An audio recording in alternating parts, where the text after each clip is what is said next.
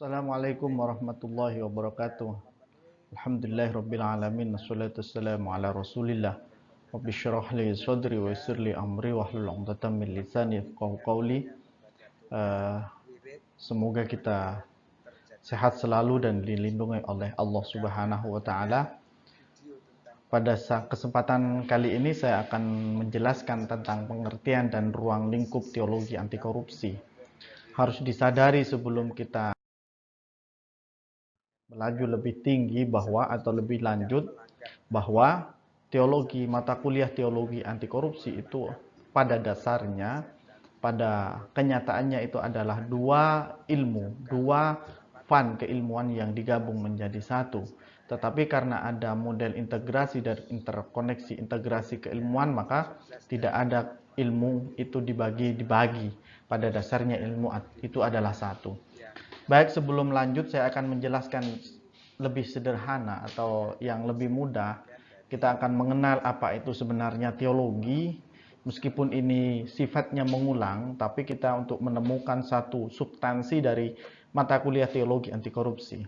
Pada dasarnya teologi itu berasal dari kata bahasa Inggris, itu theos dan logos, yang mempunyai arti theos itu adalah Tuhan, dan logos itu adalah ilmu atau kajian atau studi atau apa saja yang berkaitan dengan satu pembahasan. Sehingga teologi itu bermakna ilmu tentang Tuhan atau ilmu yang berkaitan dengan ketuhanan. Di KBBI itu dijelaskan bahwa teologi ialah pengetahuan ketuhanan yang berkaitan dengan sifat Tuhan, berkaitan dengan alam akhirat, berkaitan dengan kerasulan, dan berkaitan dengan hal-hal yang bersifat gaib, terutama berdasarkan kitab suci yang informasinya itu didapat dari teks-teks suci agama. Kalau dalam Islam itu adalah Quran atau hadis Nabi.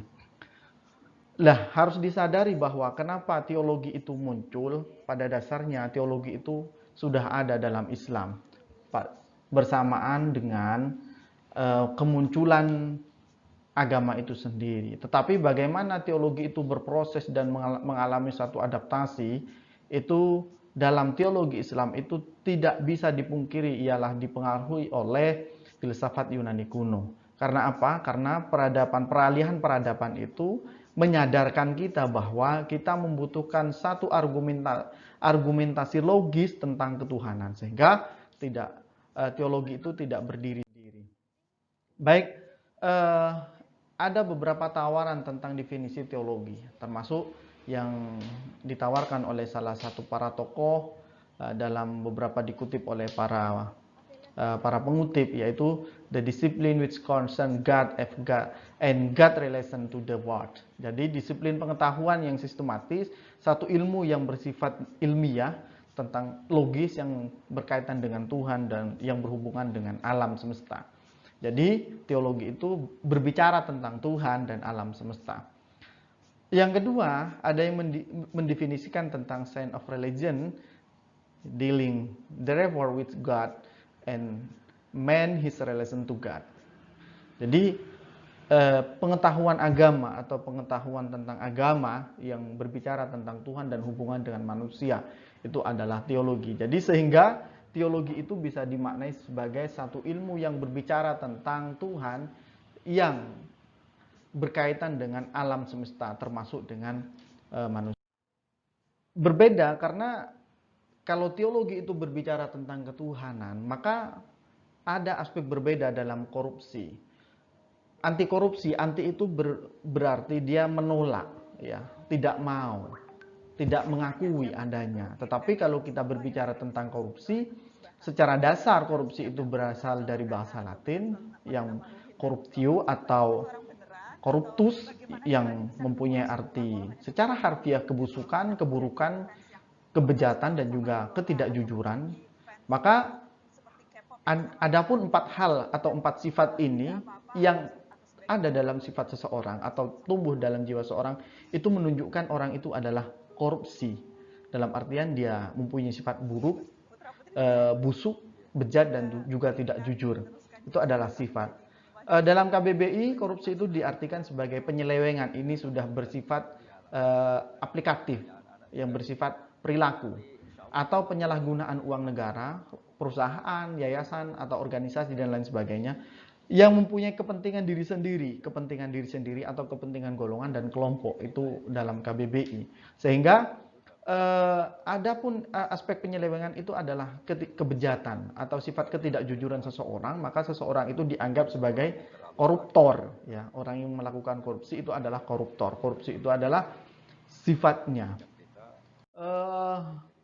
Secara umum definisi korupsi itu diartikan the use of public resource for private gain, atau penyalahgunaan sumber daya publik untuk keuntungan pribadi. Jadi menggunakan fasilitas publik tapi untuk kepentingan pribadi atau keluarga itu disebut dengan korupsi, atau yang disebut dengan white collar crimes, ya. Perilaku kriminal yang sangat halus atau putih, ya. Kenapa putih? Karena jejaknya sangat tidak terasa, sangat mulus cara mainnya, ya. Korupsi itu dikenal juga dalam bahasa agama, termasuk dalam bahasa Al-Quran atau bahasa dalam Islam yang disebut dengan fasad. Ada banyak sinonim atau bahasa atau kata yang menyerupai bahasa korupsi. Seperti contoh dalam Al-Quran, dalam Islam itu disebut dengan rishwah, tindakan yang sadar dalam memperkaya diri atau orang lain, itu rishwah. Dengan caranya tidak sah dengan cara batil. Atau diartikan sebagai al-ja'lu, menyuap, atau gulu, menggelapkan, khianah, menyelewengkan, sarqah atau mencuri, atau intihab, pencopetan, hirabah, perampasan, dan juga qasab, menggunakan hak orang lain meskipun harus dikembalikan dalam qasab. Ini beberapa istilah yang mempunyai makna sama dengan korupsi dalam aspek agama. Sehingga kalau kita melihat atau memaknai apa itu sebenarnya mengartikan teologi anti korupsi, ialah satu kajian tentang ketuhanan yang berhubungan dengan perilaku manusia dari aspek penolakan dan ketidaksetujuan dalam melakukan keserakahan, kerusakan, kebusukan, kebejatan, ketidakjujuran. Itu adalah teologi anti korupsi.